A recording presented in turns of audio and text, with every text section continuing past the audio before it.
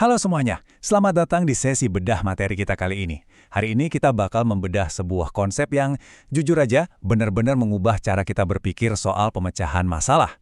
Kita bakal bertindak layaknya detektif komputasi nih, buat mecahin teka-teki algoritma yang namanya pemrograman dinamis. Kalau kalian pernah ada di situasi di mana kalian harus bikin rentetan keputusan, dan satu langkah yang salah aja bisa ngerusak hasil akhirnya, nah pembahasan kita hari ini bakal relevan banget. Coba deh pikirin pertanyaan ini. Ini bukan sekedar pertanyaan filosofis loh, tapi ini intinya dari gimana kita ngambil keputusan jangka panjang. Gimana caranya kita bisa yakin kalau langkah yang kita ambil sekarang itu nggak bakal bikin kita nyasar atau terjebak di jalan buntu nantinya. Nah, di dunia ilmu komputer, nemuin urutan pilihan yang paling absolut terbaik ini itu tantangan yang luar biasa besar. Kita butuh alat yang cerdas buat navigasi masa depan yang penuh sama persimpangan jalan ini. Dan disinilah pemrograman dinamis, atau yang sering banget disingkat DP, masuk jadi solusi. Gampangnya gini, ini tuh teknik algoritma tingkat lanjut buat nyari optimasi. Daripada pusing nyoba mecahin satu masalah raksasa sekaligus, DP ini bakal mecah masalah itu jadi potongan-potongan kecil yang jauh lebih gampang diurus. Tapi kuncinya ada di dua kata, tumpang tindih dan rekursif. Jadi DP nggak cuma sekedar mecah masalah, tapi dia sadar kalau banyak dari masalah-masalah kecil ini tuh sebenarnya muncul berulang-ulang. Teknik ini punya dua unsur utama yang nggak bisa dipisahin. Pertama, optimasi. Di sini kita nggak cuma nyari jawaban yang, ya lumayan lah, tapi kita nyari nilai minimum atau maksimum yang absolut lewat serangkaian pilihan. Kedua, nilai optimal ini tuh sifatnya rekursif. Maksudnya, solusi dari masalah besar yang lagi kita hadapin sebenarnya cuma kombinasi dari solusi-solusi masalah yang lagi kecil.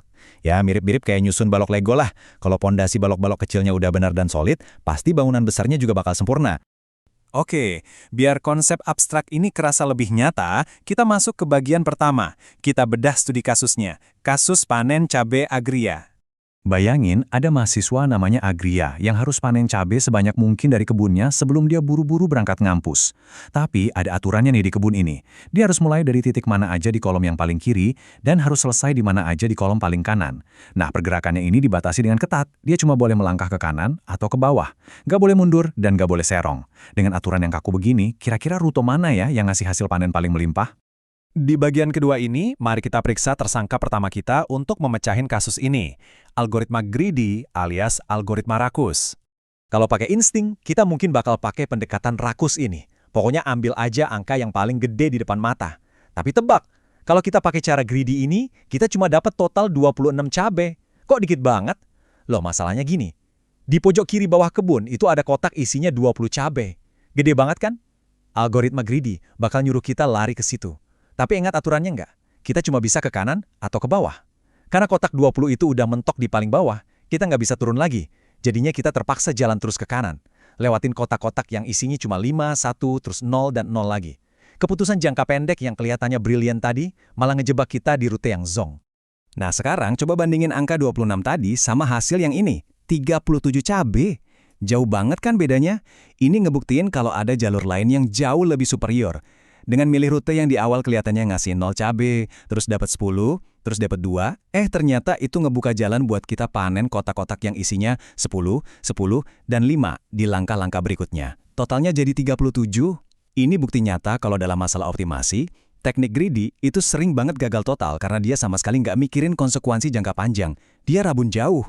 Dari sini kita dapat pelajaran penting. Greedy gagal gara-gara dia rabun jauh dan kegoda sama angka gede di awal. Terus, gimana kalau kita cobain aja semua rute yang ada satu-satu, terus kita pilih yang paling gede hasilnya? Cara ini namanya brute force. Tapi masalahnya brute force itu super nggak efisien. Karena Agria bisa gerak ke kanan dan ke bawah, bakal banyak banget rute yang lewatin kotak yang sama berulang kali. Brute force bakal ngitung ulang jumlah cabai di kotak-kotak yang tumpang tindih ini sampai capek. Ini namanya pemborosan waktu komputasi yang luar biasa. Masuk ke bagian 3. Disinilah sang pahlawan kita tiba, pemrograman dinamis.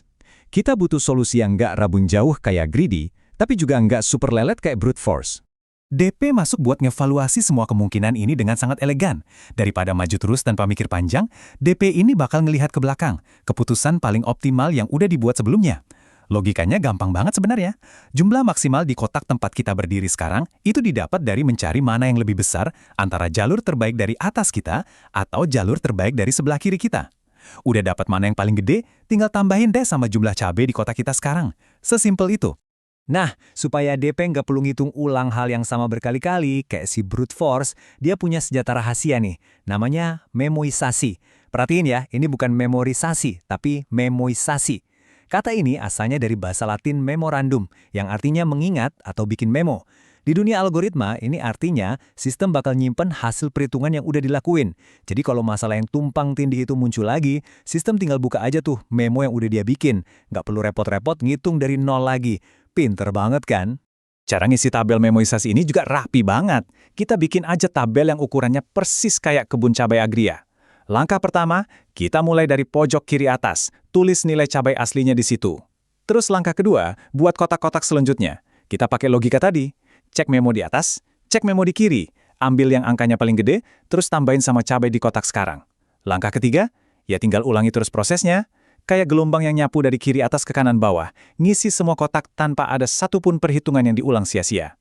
Biar lebih kebayang, kita lihat langsung gimana memoisasi ini kerja. Posisi awal, 0 cabai di kiri atas. Memonya nyatet angka 0. Terus kita geser ke kanan, ke kotak yang ada 10 cabai. Kita cek memo sebelumnya. Oh, 0. Kita tambahin 10, jadinya nilai maksimal baru yang disimpan di memo adalah 10. Terus pas kita gerak ke bawah ke kotak yang ada 2 cabai, kita cek memo di atas sama di kirinya. Ambil yang paling gede yaitu 10, tambahin 2 cabai yang ada sekarang, dapet deh 12. Dan angka ini langsung disimpan. Kita terus lakuin ini langkah demi langkah sampai akhirnya kita nyampe di ujung kanan kebun dan nemuin total panen yang benar-benar absolut maksimal. Dan itulah akhir dari bedah materi kita kali ini. Pada akhirnya, pemrograman dinamis ini bukan cuma sekedar rumus matematika loh, ini tuh filosofi tentang efisiensi. Teknik ini ngemat waktu dan benar-benar ngasih hasil maksimal dengan cara mengingat keputusan optimal di masa lalu demi ngamanin masa depan yang terbaik. Coba bayangin, gimana ya kalau kita nerapin algoritma memoisasi ini di hidup kita sehari-hari? Kita ingat-ingat hasil dari setiap langkah kecil buat mastiin keputusan kita hari ini bakal jadi kemenangan besar di masa depan. Wah, bikin mikir banget kan? Terima kasih udah ngikutin pembahasan kali ini, dan teruslah penasaran sama kecerdasan di balik algoritma. Saat menyelesaikan sebuah permasalahan optimasi, yaitu mencari nilai terbesar atau terkecil, terkadang kita harus memperhitungkan beberapa kemungkinan pengambilan langkah untuk menyelesaikan permasalahan tersebut. Kemungkinan-kemungkinan tersebut mungkin memiliki akibat atau konsekuensi terhadap langkah-langkah selanjutnya. Sehingga pendekatan seperti teknik greedy mungkin tidak akan menghasilkan jawaban yang optimal. Dalam hal ini, teknik pemrograman dinamis atau dynamic programming atau DP mungkin akan lebih sesuai diterapkan. Teknik DP mengandung 2 unsur utama, yaitu yang pertama optimasi atau mencari nilai terkecil atau terbesar melalui serangkaian pilihan. Serupa dengan teknik greedy, kita harus menentukan rangkaian langkah apa yang akan menghasilkan nilai optimal di akhir.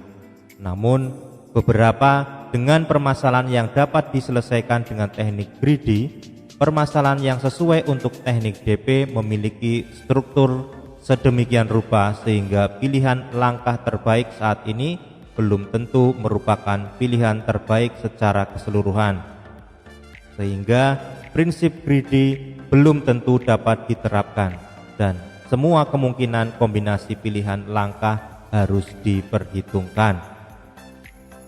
Yang kedua, nilai optimal yang diinginkan untuk permasalahan tersebut biasanya dapat dinyatakan sebagai kombinasi optimal dari sub-sub permasalahan yang sama, tetapi dengan ukuran yang lebih kecil, atau dengan kata lain dapat dinyatakan secara rekursif. Namun, sub-sub permasalahan yang harus dipertimbangkan biasanya memiliki overlap atau persinggungan, sehingga dalam proses perhitungannya diperlukan cara yang efisien untuk menghitung solusi untuk sub-sub permasalahan yang diperlukan, agar tidak terjadi perulangan atau duplikasi dalam proses perhitungan. Cara yang umum digunakan adalah dengan menyimpan semua solusi dari subproblem yang sudah diketahui dalam sebuah tempat penyimpanan atau tabel. Teknik ini biasa disebut dengan teknik memorisasi.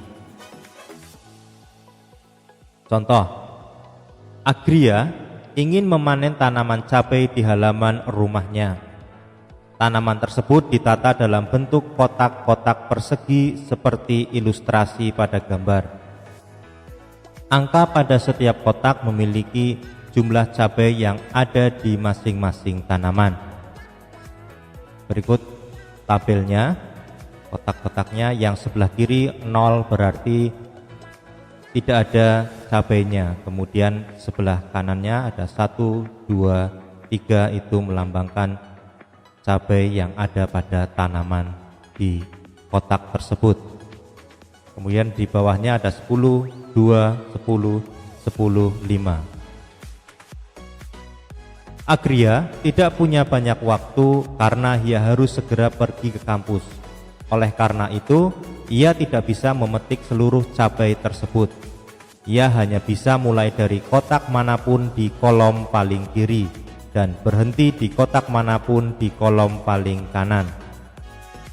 Agria hanya bisa bergerak ke kotak tepat setelah kanannya atau bawahnya. Berikut adalah salah satu dari sekian banyak kemungkinan jalur yang dapat dilalui oleh Agria untuk memetik cabai. Pada gambar, Agria mulai dari baris yang ketiga, di situ yang berwarna kuning, kemudian bergerak ke kanan 3 kotak, kemudian lanjut ke bawah, terus lanjut ke kanan dan selesai. Pertanyaannya adalah, berapakah jumlah cabai terbanyak yang bisa dikumpulkan oleh Agria? Berikut jawabannya. Pertama, perlu dipahami bahwa penggunaan teknik greedy pada permasalahan ini tidak akan menghasilkan jawaban yang benar atau optimal. Dapat dilihat bahwa jika kita menggunakan prinsip greedy, maka kita akan memilih untuk memulai dari kolom pertama baris terakhir dengan nilai jumlah cabai terbesar yaitu 20. Namun, jika kita memulai dari sini, maka tidak ada pilihan lain untuk langkah-langkah selanjutnya. Selain bergerak terus ke kanan, maka nilai total cabai yang akan didapatkan adalah 20 ditambah 5 ditambah 1 tambah 0 tambah 0 sehingga menghasilkan 26 cabai. Jelas bahwa ada pilihan-pilihan jalur lain yang akan menghasilkan total nilai cabai lebih dari 26. Misalnya, langkah sebagai berikut akan menghasilkan jumlah total cabai 0 ditambah 10 tambah 2 tambah 10 tambah 10 tambah 5 sehingga menghasilkan 37 cabai. Metode berikutnya yang bisa kita pikirkan solusinya adalah mencoba semua kemungkinan jalur, lalu menghitung berapa nilai total cabai yang bisa didapatkan, dan terakhir mencari nilai terbesarnya. Namun dengan metode ini kita menemukan kendala lainnya, yaitu akan ada terlalu banyak kemungkinan yang harus kita perhitungkan. Satu hal yang dapat kita segera pahami adalah bahwa ada banyak sekali persinggungan antara jalur-jalur yang berbeda. Sedemikian rupa sehingga akan ada banyak sekali perulangan yang tidak perlu. Ketika kita menghitung nilai total 0 cabai dari semua kemungkinan jalur yang ada, sebagai contoh kedua jalur di bawah ini, yaitu jalur merah dan jalur biru, akan melalui 4 kotak yang sama dan menghitung penjumlahan dari nilai di keempat kotak yang sama tersebut, yaitu pada kotak yang berwarna kuning.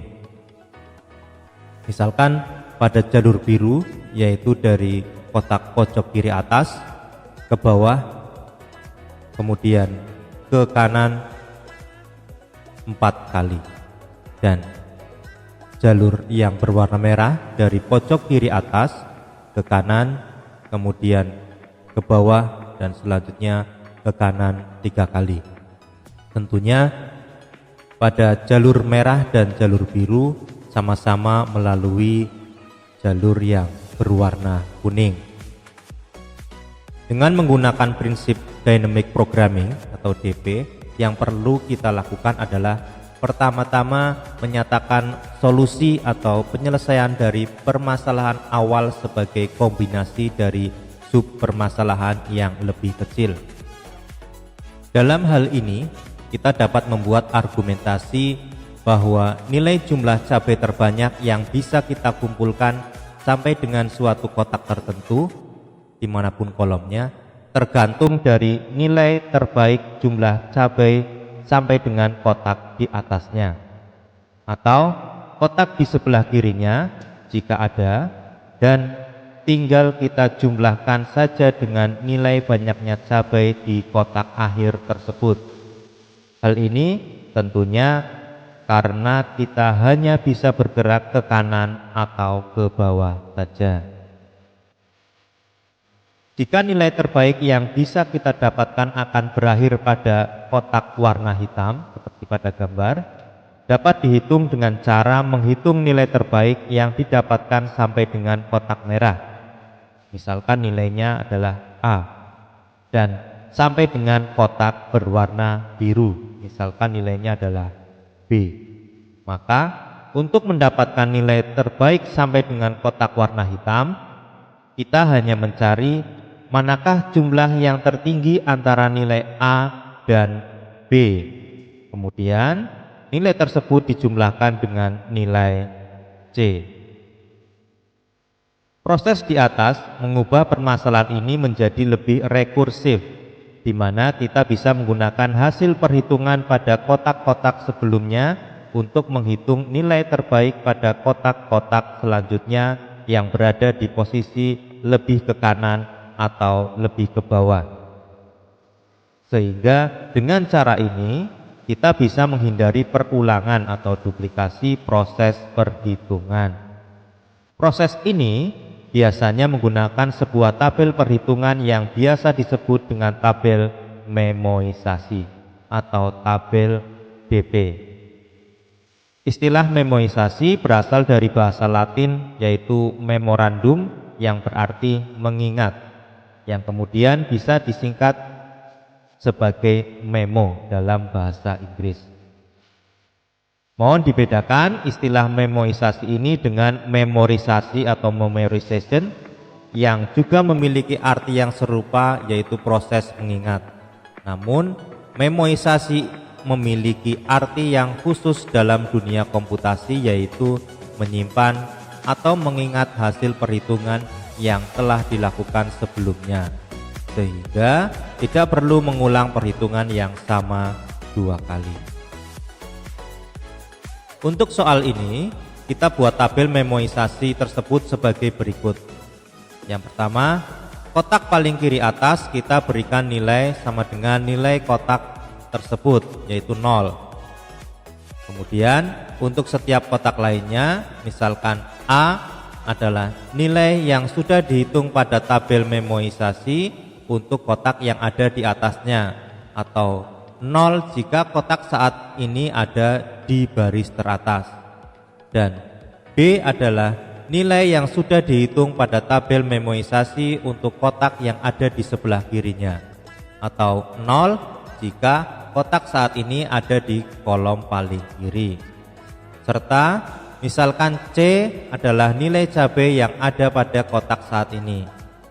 Maka kita isi kotak saat ini pada tabel memoisasi dengan nilai maksimal dari A atau B, kemudian ditambahkan C. Langkah berikutnya kita lakukan proses di atas sampai tabel memoisasi terisi penuh sesuai ukuran tabel nilai cabai di awal. Nilai paling besar pada tabel memoisasi menunjukkan nilai total jumlah cabai terbesar yang bisa dikumpulkan. Hasil tabel memoisasi yang sudah terisi penuh untuk soal di atas adalah sebagai berikut. Tabel di atas adalah kotak tanaman cabai, kemudian tabel di bawah adalah tabel hasil memoisasi. Pada kotak paling kiri atas yaitu 0, tidak ada cabainya. Kemudian bergerak satu kolom ke kanan menghasilkan 1. Kemudian bergerak satu kolom ke kanan yang ada isi cabainya yaitu 2, sehingga pada tabel hasil memoisasi menghasilkan 3. Kemudian jika ke kanan yang berisi 3, maka di situ tabel memoisasinya adalah 6. Dan jika ke kanan lagi yang ada cabainya yang berisi 10, maka tabel memoisasi menghasilkan 16. Kembali ke sebelah kiri lagi, pada baris kedua di situ ada cabai yang berisi 10, maka tabel memoisasinya adalah 10 karena di atasnya adalah 0. Kemudian di sebelah kanannya masih pada baris kedua,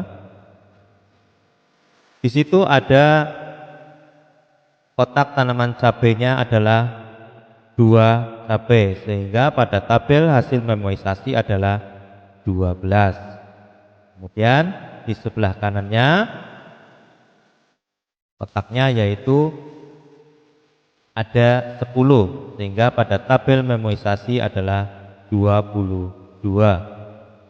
Kemudian di sebelah kanannya lagi adalah 32 karena 22 ditambah 10. Kemudian di sebelah kanannya adalah hasil tabel memoisasinya adalah 37. Nah, 32 ditambah 32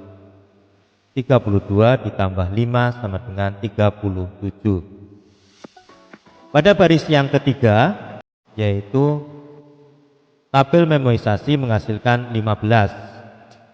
Itu dari 10 di atasnya ditambahkan isi dari kotak tanaman cabai yaitu 5.